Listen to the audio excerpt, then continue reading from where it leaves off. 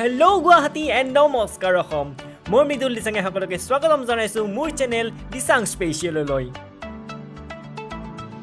মোৰ প্ৰথমতে ভিডিঅ আপোনালোকক আগবঢ়াই দিছো এটি ৰেচিপি থাম্বনেইল দেখি আপোনালোকে গম পাইছে কি বনাইছো হয় ছাগলী মাংসৰ চুৰুহা কিছু ব্যতিক্ৰমী ধৰণেৰে বলকচোন কেনেদৰে বনালো চাওঁগৈ লাগিব আমাক ছাগলী মাংস মই এজনৰ বাবে ব্যৱহাৰ কৰিছো 4 পিস আৰু লগতে লাগিব আমাক এটা ক্যাপসিকাম এটা আলু এটা পিয়াজ দুফুটামান নহৰু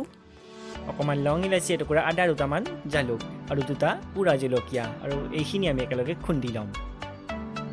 লগতে পিয়াজ আলু ক্যাপসিকাম খিনিও একেলগে সৰু সৰুকৈ কুটি লম এতিয়া এটা কেৰাহীত পানী ঢালি দিছো মই এজনৰ জোখত পানী দিছো আপোনালোকে বেছি মানুহ হলে বেছি কৰি দিব পাৰে আৰু লগতে পিয়াজখিনিও দি দিছো এইখিনিতে স্বাৰ্থপৰ দৰে অনুৰোধ কৰিছো যাতে সকলোৱে মোৰ চেনেলটো সাবস্ক্ৰাইব কৰি দিয়ে আৰু কাষত থকা ঘণ্টা বটনটো দবাই দিয়ে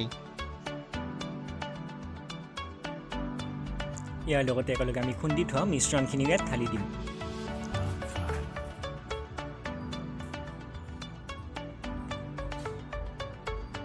আৰু অকণমান লৰাই দিম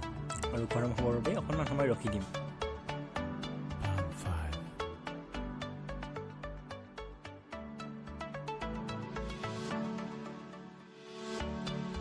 দেখিছে ধুনীয়াকৈ পানীখিনি গৰম হৈ আহিছে এতিয়া আমি ইয়াত সৰুকৈ কাটি থোৱা ক্যাপসিকাম আৰু আলুখিনি ইয়াতে ঢালি দিম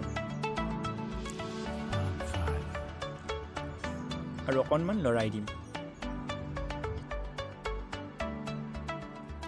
এয়া লাহে লাহে উতলিবলৈ আৰম্ভ কৰিছে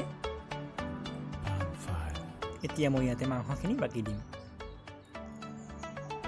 অকণমান লৰাই গৰম হ'বলৈ দিম আৰু আমি ইয়াত ব্যৱহাৰ কৰিম নিমখ আপুনি নিজৰ আন্দাজ মতে নিমখ দিব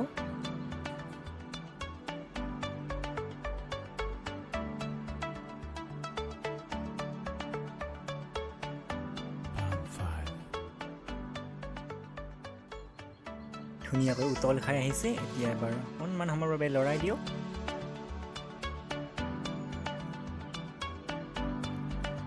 আৰু ধুনীয়াকৈ ঢাকন মাৰি দিয়ক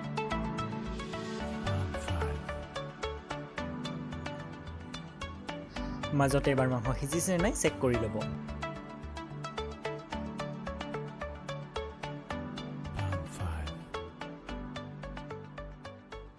আৰু ধুনীয়াকৈ এবাৰ ঢাকনখন মাৰি দিয়ক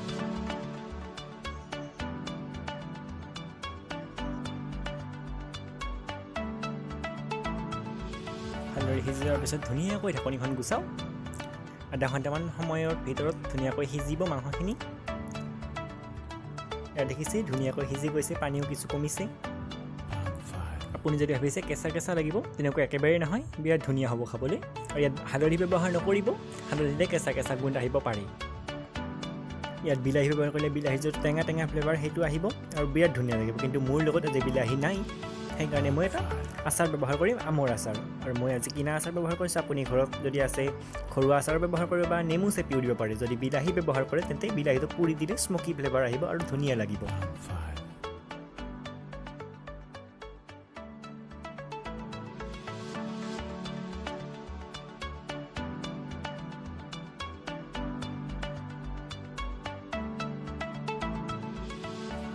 ধুনীয়াকৈ ৰঙো উঠি আহিছে ধুনীয়া লগা হৈছে যদি আপুনি অকণমান গোটা খাম বুলি ভাবে তেনেহ'লে আলুখিনি ভাঙি দিব পাৰে আৰু যদি পনীয়া খাম বুলি ভাবে নিবও পাৰে আৰু যদি বেছি গোটা খাম বুলি ভাবে তেনেহ'লে অকণমান আটা বা পিঠাগুড়ি পানী গুলি ঢালি দিব পাৰে তেতিয়া অকণমান গোটা হ'ব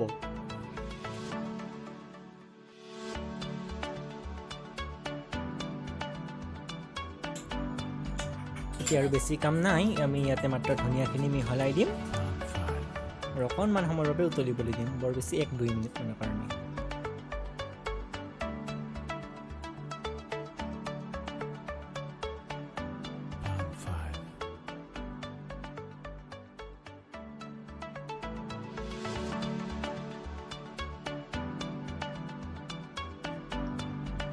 এতিয়া ইয়াত আপুনি এবাৰ ঢাকনিখন লগাই দিব পাৰে নিদিব পাৰে সেয়া আপোনাৰ নিজা কথা মই লগাই দিছোঁ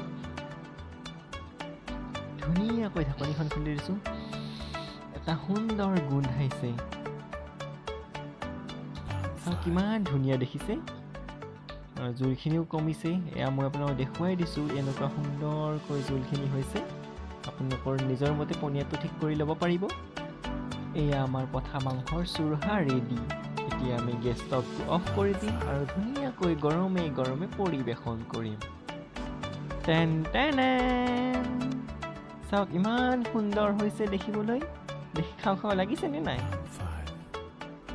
আপোনালোকে ঘৰত বনাই চাবচোন, কেনে পালে জনাব। সকলোকে ভিডিঅ'টো চোৱাৰ অশেষ ধন্যবাদ। ভিডিঅ'টো ভাল পালে লাইক কৰিব, কমেণ্ট কৰিব, শ্বেয়াৰ কৰিব আৰু চেনেলটো ছাবস্ক্ৰাইব কৰিবলৈ একেবাৰেই নাপাহৰিব। ধন্যবাদ।